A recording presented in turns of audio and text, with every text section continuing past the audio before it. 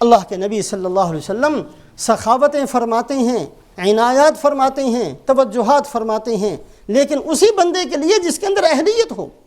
اللہ نہ کرے کہ ہماری جیسا کوئی بندہ مدینہ کے اندر جا کر بھی اگر سنتوں کو روندتا ہو، حج کے لیے گیا ہے، احرام باندھا ہے، حج سے فارغ ہوا ہے، اور پھر مدینہ منورہ پہنچ کر پھر آپ صلی اللہ علیہ وسلم کی سنتوں کو ذبح کر رہا ہے۔ ہمیں اتنا بھی خیال نہیں آتا، اتنا بھی کبھی احساس پیدا نہیں ہوتا، اتنا بڑا کام کر کے ہم آئے ہیں، اور پھر مدینہ منورہ کے اندر رہتے ہوئے آپ صلی اللہ علیہ وسلم کے اتنے قریب پہنچ کر پھر آپ کی اس سنت کو، جن سنتوں پر اللہ کے نبی صلی اللہ علیہ وسلم نے کامیابیوں کے وعدے فرمائے ہیں، ان سنتوں کو ہم توڑتے ہیں، ان سنتوں کا مذاق اڑاتے ہیں، جن چیزوں سے منع کیا ہے اس کے اندر مبتلا ہوتے ہیں۔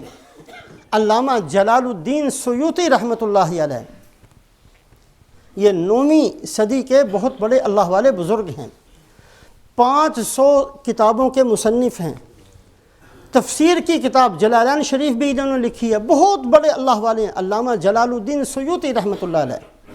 ایک ہیں علامہ جلال الدین محلی، وہ ان کے استاد ہیں، انہوں نے قرآن پاک کی تفسیر لکھی سورہ کہف سے لے کر آخر تک، اور پھر جو 15 سپارے رہ گئے تو شروع کیا، پھر سورہ فاتحہ کی تفسیر لکھی، انتقال ہو گیا۔ یہ شاگرد ہیں علامہ جلال الدین سیوطی، انہوں نے استاد ہی کے طرز پر 15 سپاروں کی تفسیر لکھی، اس کا نام جلالین، دو جلال الدین۔ علامہ جلال الدین سیوطی رحمۃ اللہ علیہ، ایک آدمی ان کے پاس آیا اور آ کر کہنے لگا جی وہ آپ بڑے ہیں، بڑی شہرت ہے آپ کی، آپ بادشاہ تک میری سفارش کر دیں تاکہ مجھے فلاں عہدہ مل جائے۔ اگر تو سفارش کوئی بندہ کسی کی کرے کہ کسی کا حق ضائع ہو رہا ہو، اس سفارش پر اجر ملتا ہے۔ ایک غریب آدمی ہے، اپنا حق نہیں لے سکتا، کسی ظالم نے اس کا حق دبایا ہوا ہے، آپ اپنا اثر رسوخ استعمال کر کے اس کا حق اس کو دلواتے ہیں، یہ سفارش پر اجر ملے گا۔ ایک آدمی کسی کا قرضہ واپس نہیں کرتا، آپ اثر رسوخ استعمال کر کے اس کا قرضہ واپس لے کر دیتے ہو، اس سفارش پر اجر ملے گا۔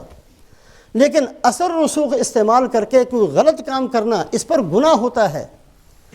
علامہ جلال الدین سیوطی رحمۃ اللہ علیہ کے پاس بندہ آیا، جی میری سفارش کر دیں بادشاہ تک، بادشاہ بڑا آپ کا معتقد ہے۔ انہوں نے اس کی جان چھڑانے کی بڑی کوشش کی، وہ پیچھے ہی پڑا رہا، 1 دن 2 دن ہفتہ 10 دن 2 ہفتے گزر گئے، ہر روز آ کر پیچھے پڑ جاتا۔ تو علامہ جلال الدین رحمۃ اللہ علیہ نے اس سے کہا کہ بھائی اصل بات پتہ کیا ہے؟ اصل بات یہ ہے کہ اللہ کے نبی صلی اللہ علیہ وسلم کی میں 75 دفعہ زیارت کر چکا ہوں، میں نہیں چاہتا کہ کوئی ایسا گناہ کروں کہ یہ سخاوت مجھ سے بند ہو جائے، میں نہیں ایسا کوئی کام کروں گا۔ اللہ کے نبی صلی اللہ علیہ وسلم کی اس وقت توجہات ہیں میری طرف، 75 دفعہ اللہ کے نبی صلی اللہ علیہ وسلم نے زیارت کروا دی ہے مجھے، میں نہیں چاہتا کہ میں کوئی ایسی حرکت کر لوں، کوئی ایسا گناہ مجھ سے سرزد ہو جائے، کوئی ایسی بات میری زبان سے نکل جائے، کہیں میری نگاہ ایسی نہ چلی جائے کہ اللہ کے نبی صلی اللہ علیہ وسلم کی جو عنایات ہیں، جو توجہات اور سخاوتیں ہیں وہ رک نہ جائیں۔ میں نہیں کرتا تیری سفارش۔ وہاں قدردانی بھی بہت ہے، بے نیازی بھی بہت ہے، جو ہاتھ چھڑائے گا اس کا ہاتھ چھوڑ دیا جائے گا، جو منہ پھیرے گا اس کی طرف سے اعراض کر دیا جائے گا، جو دوسرے راستوں پر چلے گا اس کو چھوڑ دیا جاتا ہے، بے نیازی بھی بہت ہے۔ اللہ پاک اور اللہ کے رسول حضرت محمد صلی اللہ علیہ وسلم قدردان بھی بہت ہیں، بے نیاز بھی بہت ہیں۔ ہندوستان کے اندر جلال آباد ایک شہر ہے، ہمارے بزرگوں میں سے حاجی امداد اللہ مہاجر مکی رحمۃ اللہ علیہ کے استادوں میں سے ایک استاد تھے، قلندر کے نام سے مشہور تھے، نام قلندر تھا یا ویسے ہی مشہور تھے۔ یہ صاحب حضوری ان افراد کو کہا جاتا ہے جن کو ہر روز آپ صلی اللہ علیہ وسلم کی زیارت نصیب ہوتی ہے۔ کچھ بزرگ ایسے بھی گزرے ہیں، صاحب حضوری تھے، حج کے لیے تشریف لے گئے۔ اس زمانے کے اندر گاڑیاں تو تھی نہیں، اونٹوں پر سفر کرتے تھے، تو مکہ مکرمہ سے مدینہ منورہ جاتے ہوئے ایک اونٹ کرائے پر لیا، اور جو وہ اونٹ کا مالک تھا کسی بات سے اس پر ناراض ہوئے تو اس کو ڈانٹ دیا یا اس کو ایک تھپڑ بھی مار دیا۔ اور وہ حمال اس کو کہتے تھے، وہ جو اونٹ کا مالک تھا، غریب سا آدمی تھا جس پر ناراض ہو کر اس کو تھپڑ مارا تھا، وہ سید زادہ تھا، آپ صلی اللہ علیہ وسلم کی اولاد میں سے تھا۔ بس یہ ڈانٹنا تھا اور تھپڑ مارنا تھا کہ وہ ختم، زیارت بند۔ ہر روز زیارت ہوتی تھی، ختم، نماز نہیں چھوٹی، روزہ نہیں چھوٹا، کوئی عبادت نہیں چھوٹی، تسبیحات نہیں چھوٹی، تلاوت نہیں چھوٹی، ساری چیزیں موجود ہیں۔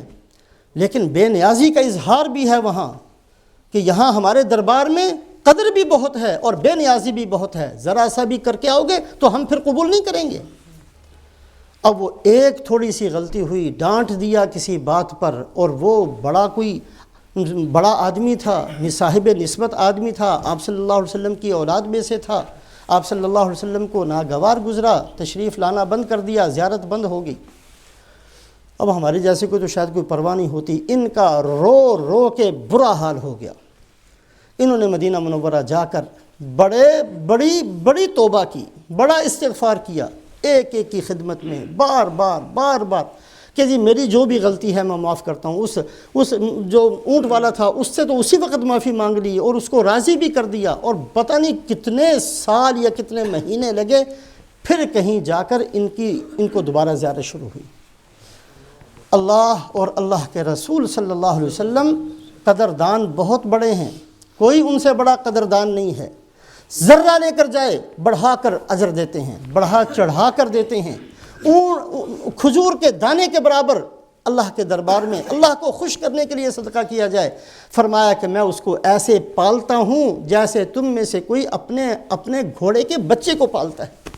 عربوں کے اندر گھوڑوں کے بچوں کو اپنے بچوں کو چھوڑ کر ان کی پرورش کی جاتی تھی، اس لیے کہ کام بہت آتے تھے۔ تو رسول پاک علیہ السلام نے وہی مثال دی کہ اللہ پاک تمہارے صدقات اور خیرات کی اتنی قدر کرتے ہیں، ایسے اس کو بڑھاتے اور پالتے ہیں جیسے تم میں سے کوئی آدمی اپنے اپنے گھوڑے کے بچوں کو پالتا ہے، یہاں تک کہ جب اللہ کے پاس پہنچے گا تو وہ کھجور کا دانہ نہیں، احد پہاڑ کے برابر بن چکا ہوگا۔